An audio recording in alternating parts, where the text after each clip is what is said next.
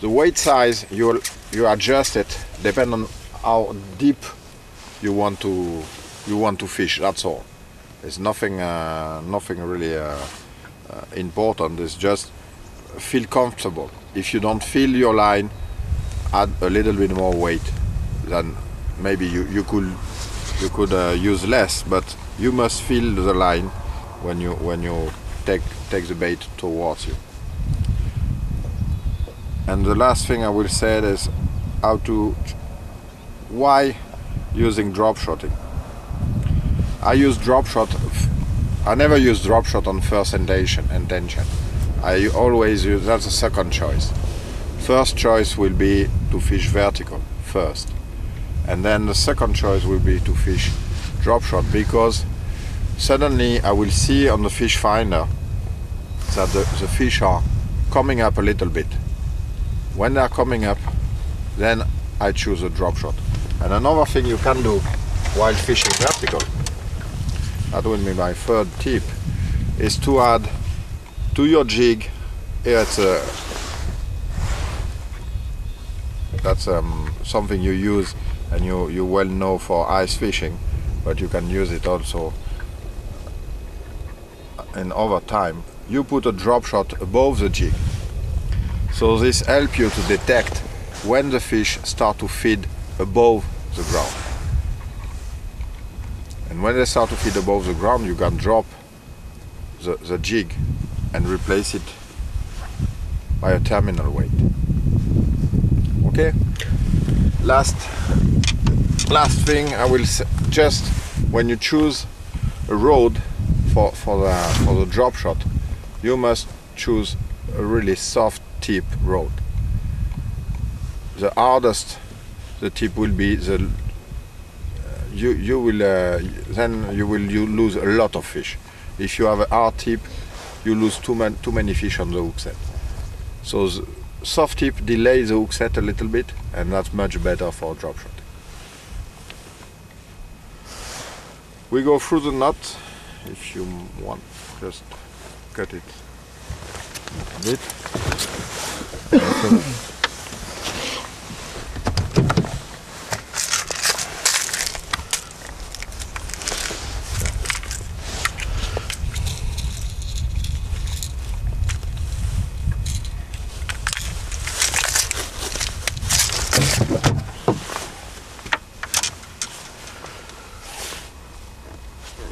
Is that clear?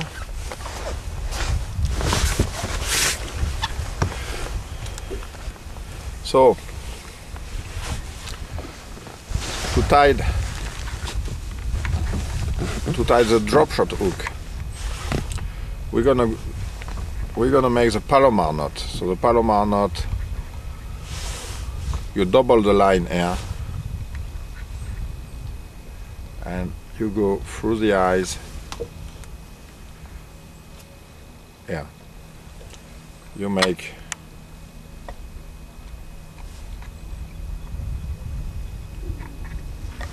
this.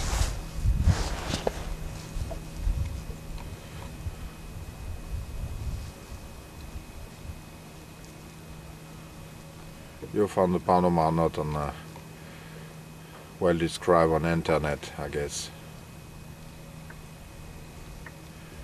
So once you have made the Palomar knot, you see that the bend is upside down.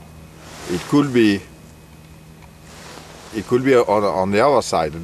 You never know. But if I want a good hook set, I want to be sure that the hook presents that way. The needle on the way up, because when I get the hook set, I want the hook to penetrate from the bottom on the way up, like this. So if I want to do like this, I take the bottom line, the end of my line, and I go through the eyes again from up to down.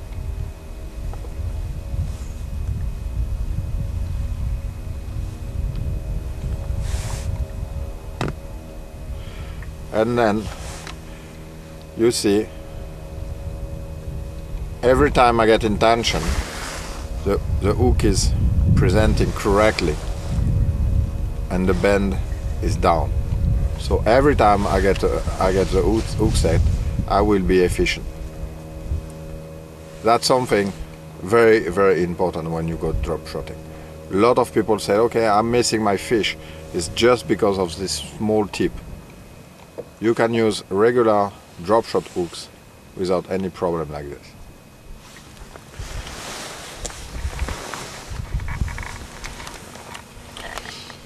One last thing.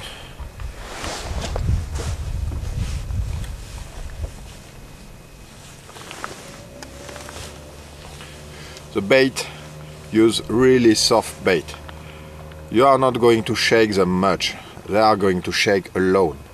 So the softer they are, the best they are. Here I take a cross tail, and all the bait you use, you rig them the same way. Don't do that. That looks like what you are doing normally with a jig head. That's not a jig head. So we are not going to do that, because you're going to end up with a bait sliding air and then you don't have the right presentation. If I want to have the right presentation 100% of the time, I just go through the head, yeah,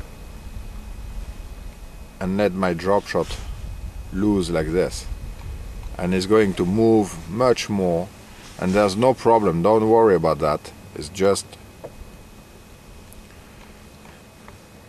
going to move like this, and it's really free, and that's very important. And don't worry about it, the fish gonna grab it. That's it. Thank you very, very much, Frederic, for this wonderful information, and that you are so kind to share this with us. Thank you very much. You're welcome. That was a pleasure to be with you during those 2 days, and it was a pleasure also to discover that maybe that's the first or one of the first events you organized, but the carbon tax and carbon-free event is a really good idea, and I look forward to have more information and try to bring it abroad, and especially in France. I hope we can make it. And that was one thing we shared together, and that was worth it to come here and listen to that. Thank you very much again, and good luck on your fishing tour around the world. Thanks. Thank you. Bye.